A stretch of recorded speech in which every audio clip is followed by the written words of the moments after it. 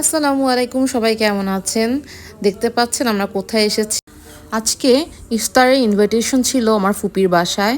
তো চলে আসলাম আমরা সবাই। আর আমার ফুপির এটা নতুন বাসা বনানীতে, অনেক সুন্দর করে ডেকোরেটেড করা। আমার কাছে এত ভালো লেগেছে, তাই আমি ছোট ছোট ক্লিপস নিয়েছি আপনাদের সাথে শেয়ার করার জন্য। আশা করি আপনাদেরও ভালো লাগবে। আমার কিছু ফ্রেন্ডস অ্যান্ড ফ্যামিলি রেগুলার আমার ভ্লগ ফলো করেন, তারা জানেন যে আমি আমার ফুপির বাসায় লাস্ট বসুন্ধরায় ভ্লগ করেছিলাম। অ্যান্ড আমি বলেছিলাম যে আমার ফুপিরা খুব জলদি বাসা শিফট করবে। অ্যান্ড ইয়াস, আমার ফুপিরা বাসা শিফট করে ফেলেছে। অ্যান্ড দেখতে পাচ্ছেন আমরা তাই আজ ইফতারি করতে চলে আসলাম আমার ফুপিদের বাসায়। অ্যান্ড অলরেডি কিন্তু আমরা একদম ইফতারের টাইমের আগে আগে চলে এসেছিলাম।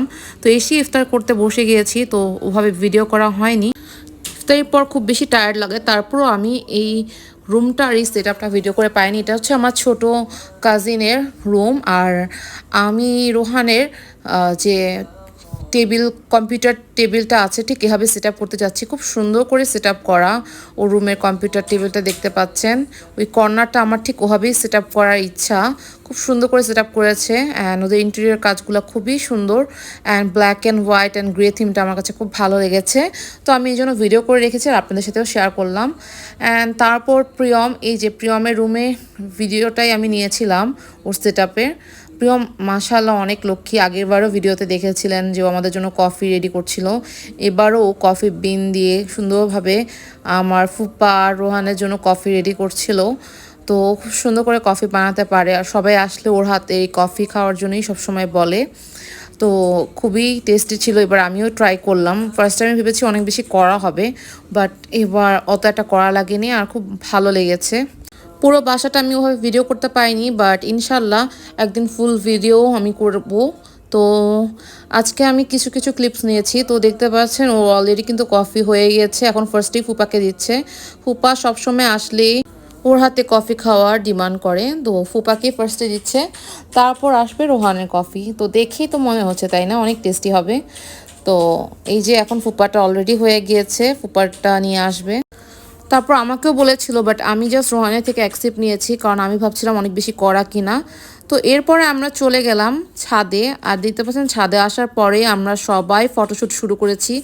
ছাদটা এত বেশি সুন্দর। আর সবচেয়ে মেইন আকর্ষণ ছাদের হচ্ছে পুল এরিয়া অ্যান্ড জিম এরিয়া। এত সুন্দর। এই যে এটা হচ্ছে জিম এরিয়া, মোটামুটি জিমের যা যা দরকার ইকুইপমেন্ট সবগুলোই আছে। আমি এসে তো জিম করা একটু শুরু করে দিয়েছিলাম। ও ভিডিও করতে চেয়েছে, বাট আমি বললাম আমি এই ড্রেস পরে জিম করছি, দেখলে সবাই হাসবে। আমার কাজিনরা অলওয়েজ এখানে জিম করে, তারপর জিম করার পর রিফ্রেশমেন্টের জন্য ওরা আবার সুইম করে। দেখতে পাচ্ছেন ওদের ইকুইপমেন্টগুলো অনেক বেশি ভালো, আমি যেহেতু দেখলাম অ্যান্ড একটা ইউজও করেছি। আর পাশেই যে সুন্দর সুইমিং পুলটা, এত বাতাস ছিল, খুবই ভালো লাগছিল, রিফ্রেশিং লাগছিল খুব বেশি। তারপর আমি একটু কর্নারে চলে আসলাম, দেখতে পাচ্ছিলাম চাঁদ আর পুরো বনানী এরিয়াটা দেখা যাচ্ছিল, যেহেতু সাইডে চলে আসলাম। অ্যান্ড দেখেন একদম টপ থেকে খুবই সুন্দর একটা ভিউ। অ্যান্ড যেহেতু লাইটিং ছিল, লাইটিংয়ের কারণে দেখতে আরও বেশি ভালো লাগছিল মাশাল্লাহ। অ্যান্ড রাতের ডিনার।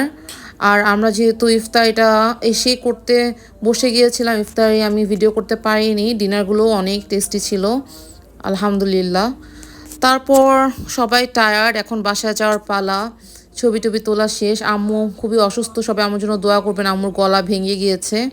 বাট আম্মু অনেক রিল্যাক্স করছিল ফুপির বাসায়। আম্মুর খুব ভালো লাগে আসলে। আম্মু অনেক ভিডিও করেছে আর ছাদে গিয়ে খুব খুশি হয়েছে। তো যাই হোক, আজকের ব্লগটা এই পর্যন্তই। আশা করি ব্লগটা ভালো লেগেছে। ভালো লাগলে অবশ্যই শেয়ার করে দিবেন অ্যান্ড আমাদের পাশে থাকবেন। সামনে আরও ব্লগ আসবে ইনশাল্লাহ। আমাদের জন্য দোয়া করবেন, আপনাদের জন্য মন থেকে দোয়া রইল। আল্লাহ হাফেজ।